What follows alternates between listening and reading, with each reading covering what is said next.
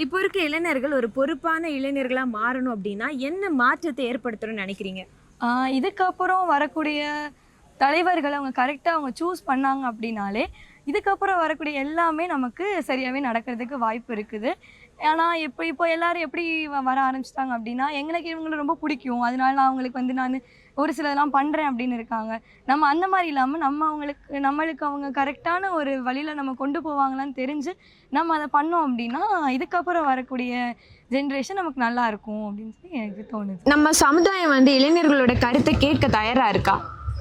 கண்டிப்பா கேட்க தயாரா இருக்குன்னு தான் நான் சொல்லுவேன். என்ன கேட்டா, எப்படின்னா சொல்ல வேண்டிய இடத்துல 2 பாயிண்ட் ஆஃப் வியூ இருக்கணும். சொல்ல வேண்டிய இடத்துல நான் இருக்கணும். இப்ப நான் ஃபர்ஸ்ட் கரெக்ட்டா இருந்தேன் அப்படின்னா, நான் மத்தவங்கள்ட்ட சொல்லும்போது அத கண்டிப்பா அவங்க கேட்பாங்க. இப்போ நான் நான் அப்படி கேட்க மாட்டேன் யார் பேச்சையும். அப்போ அது நான் எதுவும் அப்ப நான் சொல்றது யாரும் கேட்க மாட்டாங்க. இதுக்கு ஒரு எக்ஸாம்பிள் என்ன சொல்லலாம்னா, காந்திஜியோட வேர்ட்ஸ் ஒண்ணு இருக்கு. அம்மா அந்த பையன கூட்டு வந்தாங்களாம். என் பையன் டெய்லியும் ரொம்ப சர்க்கரைலாம் எடுத்துக்கிறாங்க அப்படின்னு சொல்லிட்டு அவர்ட்ட சொல்லும்போது அவர் சொன்னாராம், போயிட்டு 1 வாரம் கழிச்சு அப்படியே கூட்டிட்டு வாங்க நீங்க அப்படின்னாங்களாம். அப்போ அந்த 1 வாரம் கழிச்சு அவர் என்ன பண்ணாருன்னா, இனிமே நீ சக்கரை சாப்பிடக்கூடாதுடா தம்பி நீ அப்படின்னு சொன்னாரா. ஏன் அவர் அந்த 1 வாரம் கேப் எடுத்தாரு அப்படின்னா, அவர் 1 வாரமா ஃபுல்லா அந்த சுகர் லெஸ் பண்ணி அதுக்கப்புறம் அவர் 1 வாரம் கழிச்சு அவர்கிட்ட பேசினார். அப்போ சொல்ல வேண்டிய இடத்துல அதாவது நான் கரெக்டா இருக்கணும் நான் சொல்லணும். அப்போ எல்லாரோட பாயிண்ட் ஆஃப் வியூல நான் கேட்கறது கரெக்டா இருக்கும். அப்போ எல்லாரும் கேட்பாங்க. அப்போ இளைஞர்கள் எல்லாரும் சொல்றது எல்லாரும் கேட்க மாட்டாங்க. சொல்றவங்களுக்கு கரெக்டா இருந்ததுன்னா கண்டிப்பா கேட்பாங்க. 2026ல வரக்கூடிய தலைவர் எந்த மாதிரி ஒரு குவாலிட்டிஸ் இருக்கணும் அந்த தலைவருக்கு? அவருக்கு ஒரு நல்ல மக்களுக்கு செய்யணும் அப்படிங்கிற ஒரு மாதிரி ஒரு தலைவர் வேணும். இன்னொன்று தனக்குன்னு செய்யாம நான் மக்கள் நல்லா இருக்கணும். இன்னொன்று எப்படின்னா அவங்க ஒரு அவங்க ஒரு அரசியல்வாதியா இருந்தாலும் அவங்களோட திமிரை காட்டக்கூடாது. மக்களுக்காக இறங்கி செய்யணும் யாரா இருந்தாலும். இப்போ இருக்க யங்ஸ்டர்ஸ் இந்த சமூகத்துல எதிர்கொள்ள பிரச்சனையா நீங்க எதை பாக்குறீங்க?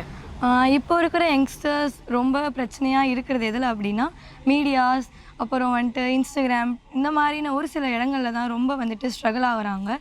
அது எதில் ரொம்ப இதாகுது அப்படின்னா, ஒரு ஒரு இடத்துல ஒருத்தவங்க ஒரு மாதிரி இருக்கிறதுனாலயா இப்படி இருக்கலாம். இதுக்கப்புறம் வரக்கூடிய யங்ஸ்டர்ஸ் எல்லாருமே கரெக்டாக அதை யூஸ் பண்ணாங்க அப்படின்னா, இப்போ இன்ஸ்டாகிராம் யூஸ் பண்ணுறதுக்கு கரெக்டான ஒரு இடத்துல அவங்க யூஸ் பண்ணாங்க அப்படின்னா, அது நல்ல ஒரு இடத்துல போய் நிற்கும். இல்லை அது நாங்கள் தப்பாக ப்ரொஜெக்ட் ஆகிறாங்க அப்படின்னும் போது, அது இதுக்கப்புறம் வரக்கூடிய ஜென்ரேஷன் எல்லாருமே அதை மிஸ்யூஸ் பண்ணுறதுக்கு நிறைய சான்சஸ் இருக்குது. 2026 தேர்தலில் இளைஞர்களோட வாக்கு அப்படிங்கிறது மாற்றத்தை ஏற்படுத்தும் அப்படின்னு நீங்க நினைக்கிறீங்களா? கண்டிப்பா மாற்றத்தை ஏற்படுத்தும். அது இளைஞர்கள் யங்ஸ்டர்ஸ் டிசைட் பண்றது தானே யாரு தலைவர்களா இருக்கணும் அப்படின்றது. அப்ப அவங்க கரெக்டான தலைவரை டிசைட் பண்ணா கண்டிப்பா அந்த இடத்துல ஒரு மாற்றம் கிடைக்கும். ஏன்னா அவங்களுக்கு தோணும். ஏன்னா யங்ஸ்டர்ஸ்க்கு எல்லாருமே கெட்டவங்களா இருக்க முடியாது, எல்லாருமே நல்லவங்களா இருக்க முடியாது. அப்ப நல்லவங்களா இருக்கவங்க யோசிப்பாங்க சம்திங் ஏதாவது இவங்களை சூஸ் பண்ணா கரெக்டா இருக்குமா அப்படின்றது. இவங்க ஃபேவரிசம் பண்றதுன்றது ஒரு சிலர் இருந்தாலும், ஒரு சிலர் நான் பண்றது கரெக்டா தான் இருக்கும் அப்படின்னு சொல்லும் போது எல்லா யங்ஸ்டர்ஸும் இல்ல, ஒரு சில யங்ஸ்டர்ஸ் யோசிச்சு பண்ணும்போது கண்டிப்பா எலெக்ஷன் 2026 ஒரு பெரிய மாற்றத்தை கொடுக்கும்னு சொல்லலாம். இப்போ இருக்க இளைஞர்களுக்கு அரசியல் புரிதல் இருக்கா? இல்ல. அவங்கவுங்க இப்போ அவங்க வீட்டில் ஓட்டு போடுறாங்கன்னா அவங்க அப்பா அந்த கட்சிக்கு ஓட்டு போடுவாங்க, எங்கள் அப்பா இந்த கட்சிக்கு ஓட்டு போடுவாங்க, எங்கள் அம்மா போடுவாங்க, நான் அவங்க சொல்லிட்டு தான் போடுவோம் அப்படின்னு போடாம அவங்க இன்னொன்று நடிகை இப்போ அஜித் சார் சொல்கிறாங்க, விஜய் சார் சொல்கிறாங்க, அவங்க சொல்கிறாங்க, இவங்க சொல்கிறாங்கன்னு அப்படி போடுறாங்க. அப்படி போடாமல் தனக்குத்தானே நம்மளுக்காக யாருக்கு ஓட்டு போட்டால் நம்ம அப்படி நல்லா இருப்போம் அப்படிங்கிற மாதிரியும், நாளைக்கு ஓட்டு போட்டால் நம்ம ஃபேமிலிஸ் அப்படின்னா அவங்க தான் இப்படி நல்லா இருக்கலாம். இன்னொன்று ரொம்ப அவங்க ரசிகர் பணப்பான்மையிலையும் ஓட்டு போடுறாங்க. இன்னொன்று அவங்களுக்கு அவங்க தானே யார் நல்ல தலைவர்னு சூஸ் பண்ணிக்கணும். சோஷியல் மீடியாவில் அவேர்னஸ் கிரியேட் பண்ணுறது ரியல் லைஃப் ஆக்ஷனுக்கு சமமாக இருக்கும்னு நினைக்கிறீங்களா? என்ன கேட்டால் சோஷியல் மீடியாவும் சரி, ரியல் லைஃப்பும் சரி. ஆக்சுவலி ரியல் லைஃப்பில் பேசும்போது எப்படி இருக்கும்னா, நம்ம எக்ஸாம்பிளோட பார்க்கும்போது நல்லா இருக்கும். ஆனால் ஒரு சில கட்டத்தில் பேச பேச போர் அடிக்கிறேன், பேச பேச போர் அடிக்கும் நான் ரியல் லைஃப்பில் நம்ம கேட்கும்போது.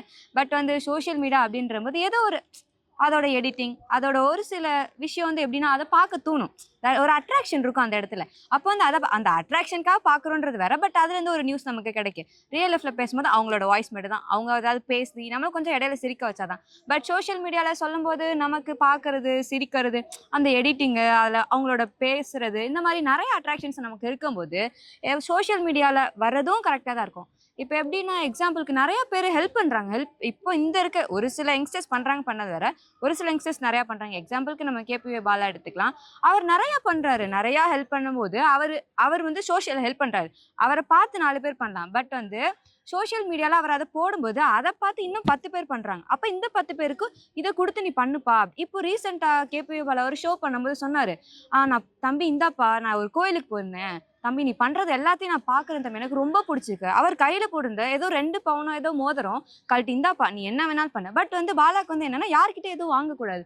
அப்போ அவர் வந்து நான் பண்ணுற ஏதோ ஒரு விஷயம் யாருக்கோ ஒருத்தருக்கு தூண்டி, அவர் வந்து அவ்வளோ ஒன்று பெரிய பணக்காரர் கிடையாது. அப்போ இவரோட அட்ராக்ஷன் ஏதோ ஒன்று சோஷியல் மீடியாவில் அவேர்னஸாக க்ரியேட் ஆனது, மற்றவங்களோட கஷ்டத்தை பார்த்து இது பண்ணும்போது அப்போ அவர் வந்து ஒரு இடத்துல சாட்டிஸ்ஃபை ஆகுறாரு, நம்மளால் 4 பேர் ஹெல்ப் பண்ணுறாங்களே அப்படின்னு. அப்போ அந்த மோதிரம் கொடுத்தவர் அவர்ன்ற 4 பேர் சொல்லும்போது அவரால் 4 பேர் ஹெல்ப் பண்ணுறாங்க. அப்போ வந்து நேரில் ரியல் லைஃப்பும் சரி சோஷியல் அவேர்னஸும் சரி ரெண்டுமே நம்ம எடுத்துக்கிறத பொறுத்து.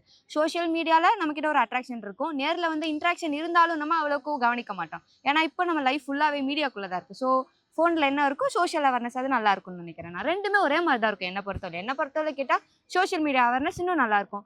நேரில் ரியல் லைஃப் அவேர்னஸ் இருந்தால் நம்ம டைம் போகும். இது 2 மினிட்ஸில் இருக்கும், அது 2 ஹவர்ஸில் போகும். இது ரெண்டுக்கும் அதான் வித்தியாசம். நம்ம சமூகத்தில் வந்து சமத்துவத்தை உருவாக்கணும் அப்படின்னா இளைஞர்கள் என்ன செய்ய வேணும்? இதுக்கப்புறம் ஈக்குவாலிட்டி அவங்க இருக்கணும் அப்படின்னா இதுக்கப்புறம் வரக்கூடிய சின்ன சின்ன பிள்ளைங்க கிட்ட கூட அவங்க ஈக்குவலாக ட்ரீட் பண்ணாங்க அப்படின்னா இதுக்கப்புறம் வரக்கூடிய எல்லாமே நமக்கு கரெக்டாக இருக்கிறதுக்கு வாய்ப்பு அதிகமாகவே இருக்குது. ஒரு சிறு பிள்ளைங்கிட்டேயோ போயிட்டு நீங்கள் வந்துட்டு ரொம்ப தாழ்த்தது இந்த மாதிரி இருக்கிற மாதிரி சொல்லாமல் இதுக்கப்புறம் வரக்கூடிய ஜென்ரேஷனே நீங்களும் ஈக்குவல் தான், இதுக்கப்புறம் உங்கள் கூட இருக்கிறவங்களே ஈக்குவல் அப்படின்னு நீங்கள் சொல்லி இருந்தாலே நல்ல ஒரு சமூகம் அமையறதுக்கு வாய்ப்பு இருக்குது.